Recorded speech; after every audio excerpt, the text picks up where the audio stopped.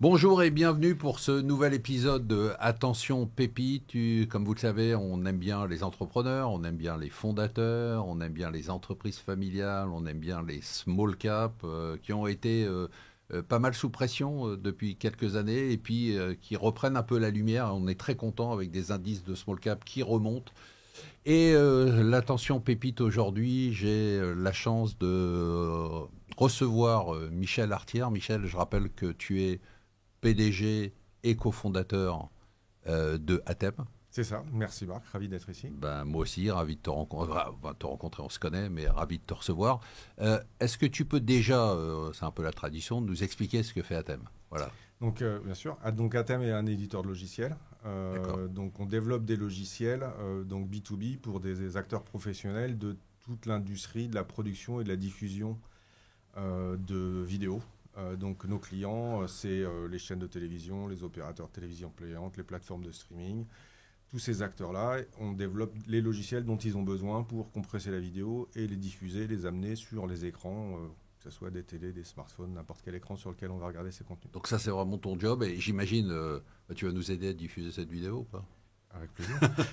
Et aujourd'hui, compte tenu de l'explosion, hein, alors peut-être que est-ce que c'est lié ou pas, notamment de la diffusion des vidéos, c'est partout quoi, hein, c'est C'est devenu partout, incontournable. ouais, bien sûr.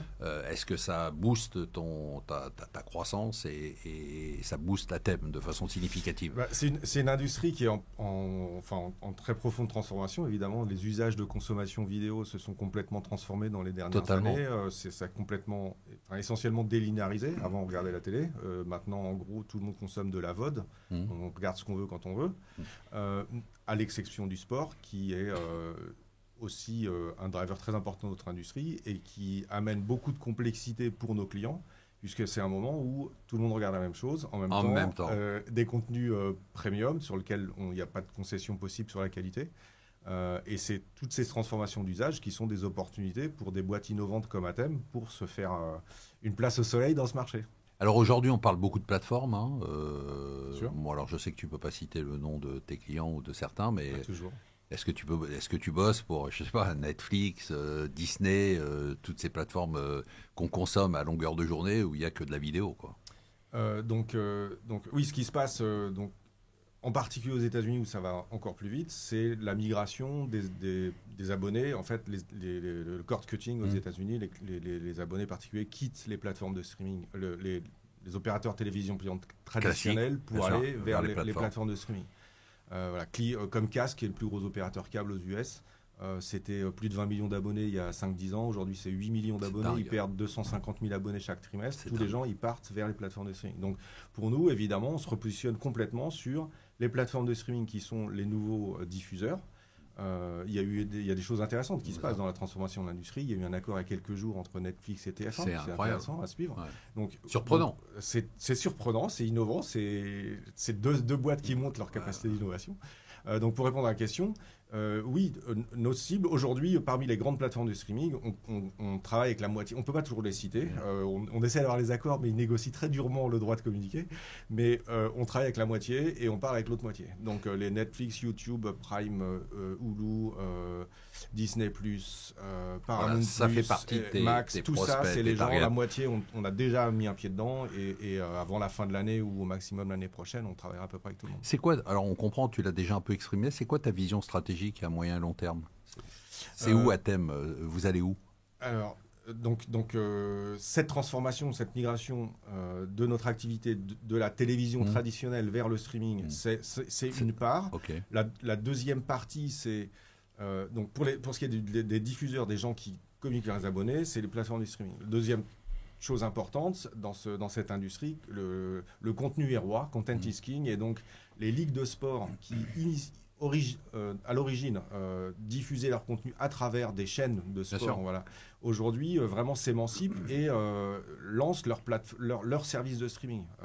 Donc les FIFA, UEFA, la Formule 1, le tennis, toutes les grandes ligues de sport américaines, NBA, NHL, MLS, tous ces gens-là ont des stratégies direct to consumer pour aller chercher leurs abonnés. Donc c'est le deuxième axe. Et toi, tu interviens là. Et on travaille aussi de plus en plus avec ces acteurs-là. On a travaillé avec, ça c'est public, avec OBS pendant les derniers Jeux Olympiques.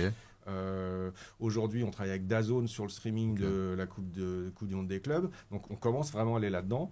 Donc, dans nos stratégies, c'est aller vers le streaming, aller vers le sport de plus en plus. Et le dernier volet, c'est cette industrie. Tous les services de streaming sont financés soit par de la pub, soit par de l'abonnement. Et c'est de plus en plus par de la publicité. Et donc, ça veut dire pour nous avoir des offres techniques, des produits logiciels qui permettent de faire ce remplacement à la volée de la publicité pour que la publicité soit targetée. C'est-à-dire que chaque abonné qui reçoit un flux va avoir une pub qui lui correspond plus. Ces espaces et de là, publicité tu interviens sont mieux aussi. monétisés et on a des produits logiciels qui font Alors, ça. j'imagine que vous avez des concurrents. Comment vous vous différenciez ?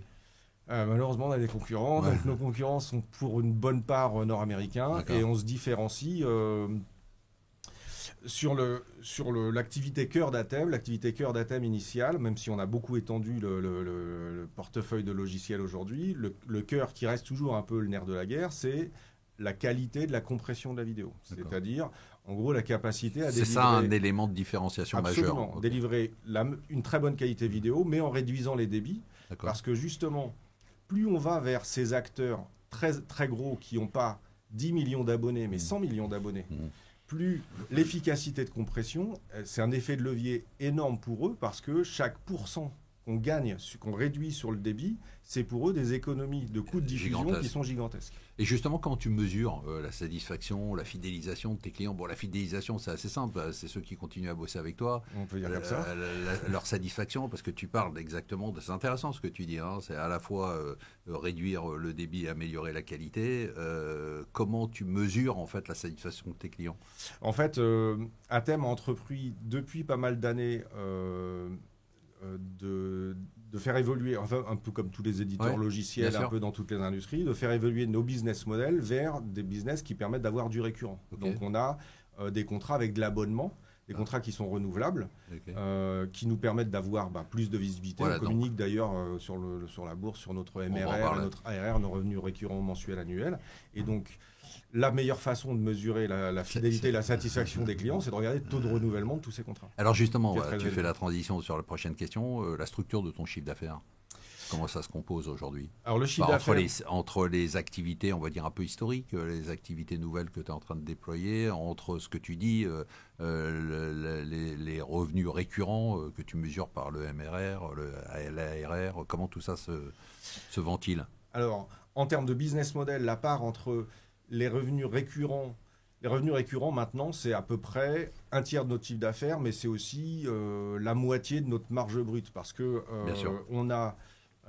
nos revenus récurrents, c'est de la pure marge. On n'a aucun coût d'infrastructure, on n'a aucun coût d'achat. C'est de la marge. C'est que de la marge. Donc, c'est déjà la moitié de la marge brute de l'activité. Donc, finalement, c'est moitié récurrent, moitié des deals one-shot, qui peut amener quelquefois un peu des à-coups dans la croissance de la société.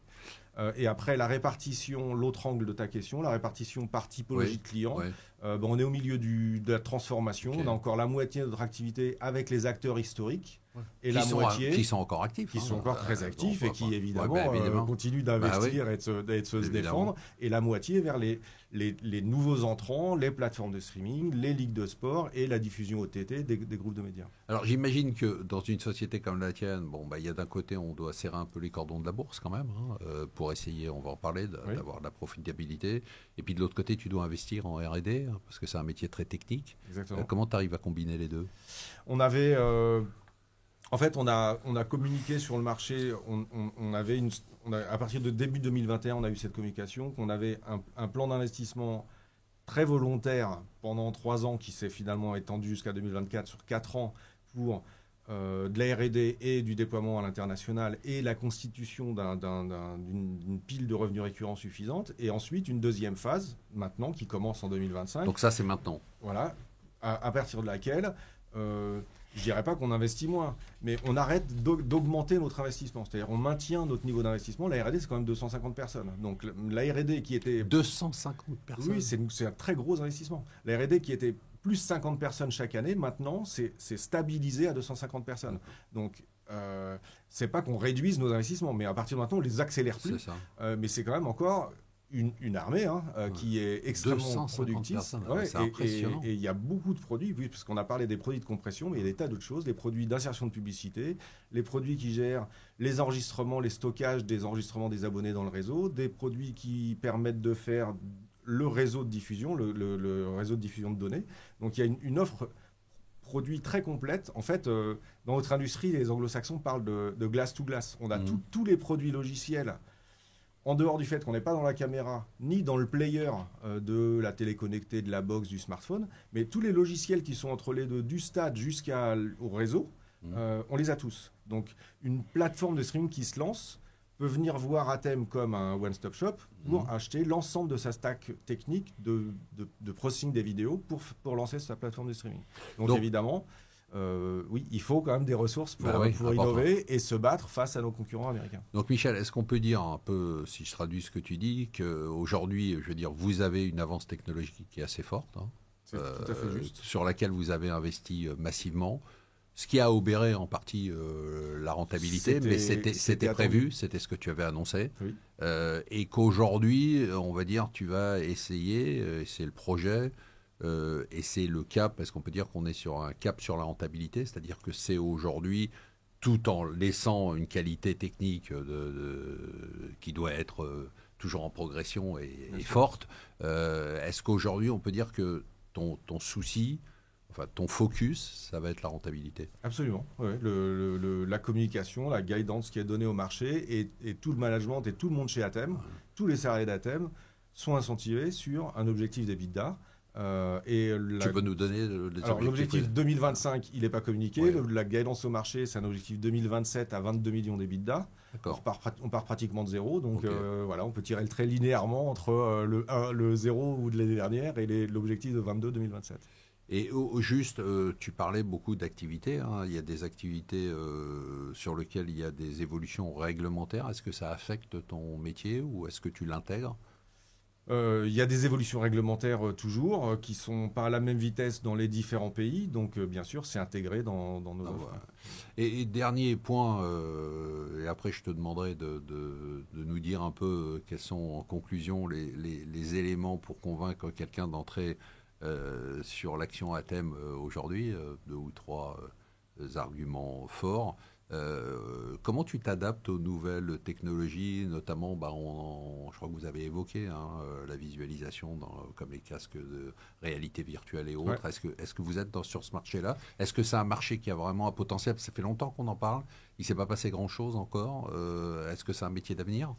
Nous, on pense que oui. Donc, on a investi depuis longtemps. On a communiqué là-dessus. On a été les premiers à offrir un logiciel qui permet de créer les contenus encodés en 3D, en fait, avec les deux yeux compressés séparément pour avoir un rendu 3D dans les casques Apple Vision Pro. Ça utilise un standard qui s'appelle Multiview HEVC. D'accord. On a notamment, ça c'est public, encodé tous les contenus de Disney sur le Apple Vision Pro. Okay. Aujourd'hui, on fait d'autres choses.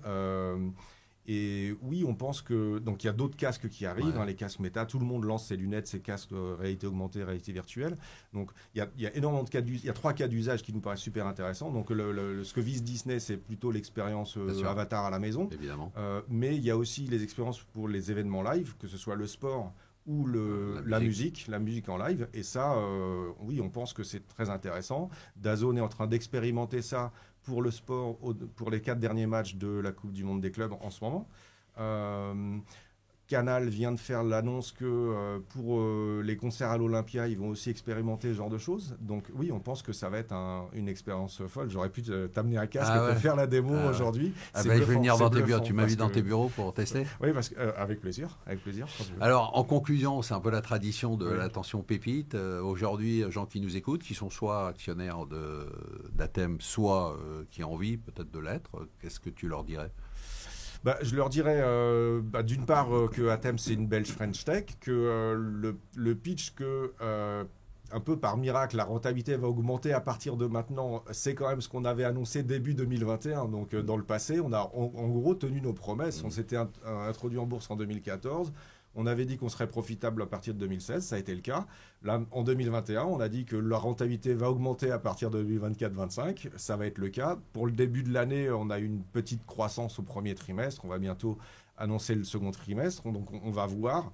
dans le cours de l'année, les chiffres s'améliorer. On va pouvoir communiquer avec des magnifiques logos de nouveaux clients qui sont gagnés.